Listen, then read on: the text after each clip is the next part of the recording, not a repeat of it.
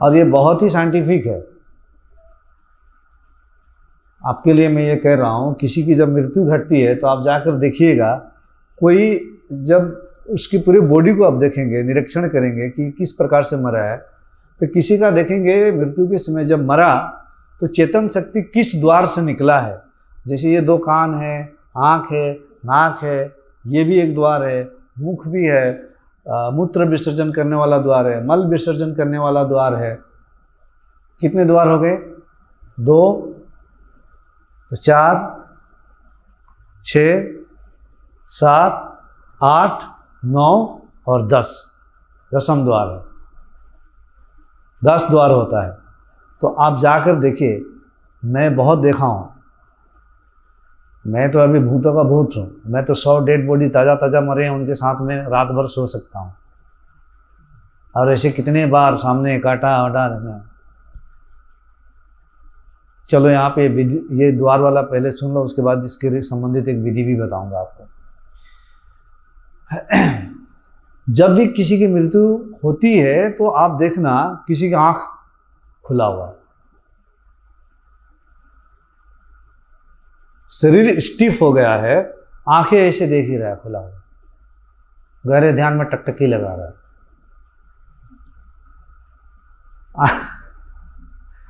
आंखें खुली रहती है। किसी के देखना जीभ निकल गया, मुंह खुला हुआ, आंखें बंद है।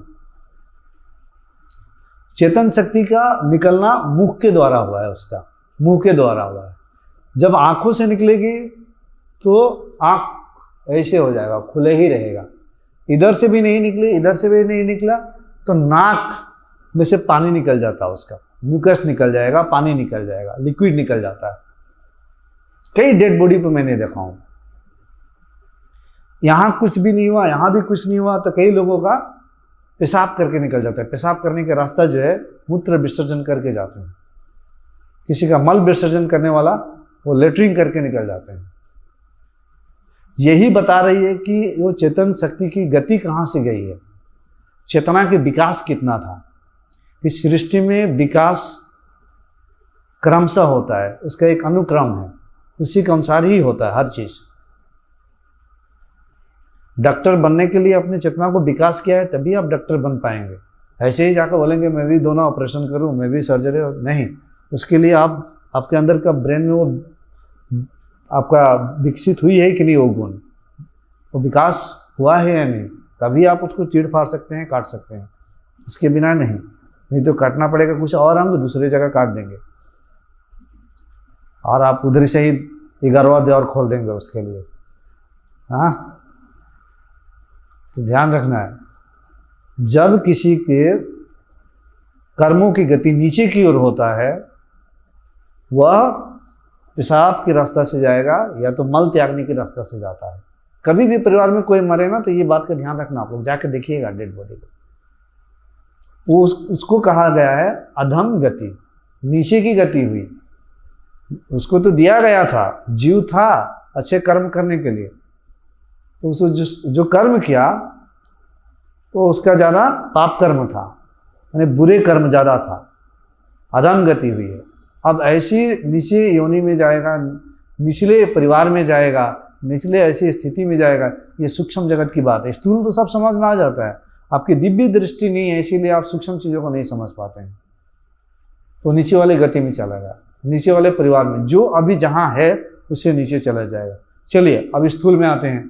कोई एक नौकरी कर रहा है, IAS ऑफिसर है, जहाँ है उसको जो कर्म दिया गया है और अपना कर्म अच्छा से नहीं किया, किसी से वो ब्राइब ले लिया, घूस ले लिया, कर्म में थोड़ा सा गड़बड़ी कर दी, तो जो जिस पोजीशन में उसे नीचे चला जाएगा, जेल में चला जाएगा, संपत्ति भी उसकी सीज हो सकती है।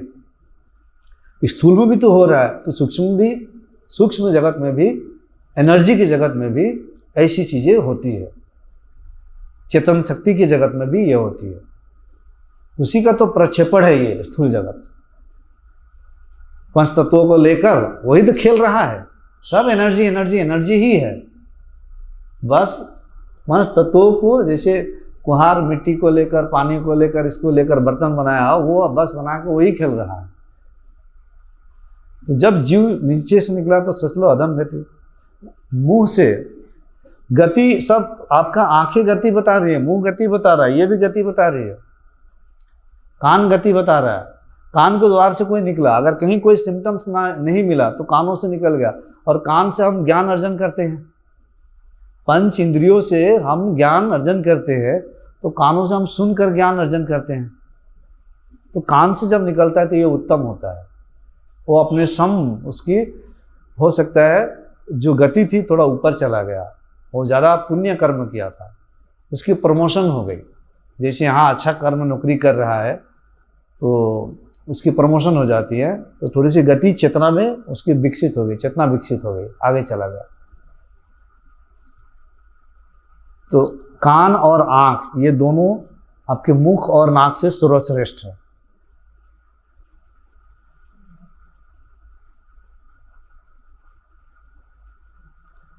योगी जब निकलता है, योगी जिसके सहस्रार चक्र, जैसे मैं कह रहा हूं, ये सुनने वाली बात नहीं, आपके साथ नहीं होगा तब तक मानना नहीं है। फ्लो होकर जब एनर्जी यहाँ से निकलने लगती है, उसके आगे भी आपके संस्कार का निरोध 2, 4, 3, 4, 5 साल तक चलते रहेगा। या अवेकनिंग के बाद भी चित्त की वृत्तियों को निरोध चलेगा, संस्कारों को निरोध चलेगा, वासनाएं खत्म होती रहेगी। जब पूरी तरह से शांत हो जाएंगे, आपके शरीर के अंदर की पूरी आवेग पूरी तरह से शांत हो चुका है, अब योगी ध्यान से होश पूर्वक कॉन्शियसली वो निकल सकता है पूरे। अब वो यहाँ से निकलेगा, आपको इधर कहीं सिम्टम नहीं मिला, वो यहाँ से निकल सकता है आराम से। अभी भी मैं कहूँगा जिसको यहाँ पे सेंसेशन होती है, ठंडा गर्म महसूस होता है, अब चलते फिरते जाते हैं, जर्नी में हमेशा ऊपर ही रहना चाहिए। अचानक से कोई कुछ हो जाए, एक्सीडेंट ही हो गया, होश में आए, तुरंत ध्यान को यहाँ पे लाए, ताकि एग्जिट आपकी यहाँ से हो। एग्जिट ध्यान लाएंगे, यहाँ से हो जाएगा। ये खुलेगा नहीं, जितनी भी भक्ति करेंगे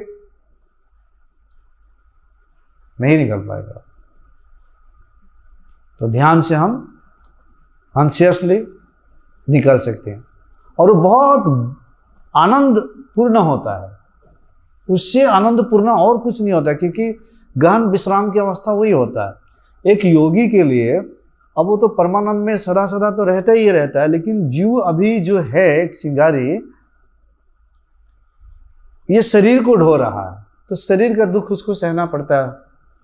मानसिक कोई भी संकल्प विकल्प का दुख नहीं रहता है उसका, वो शून्य में ही लीन रहता है, झूमते रहता है, नाचते रहता है, छोटे बच्चे की तरह मस्त मोला होता है।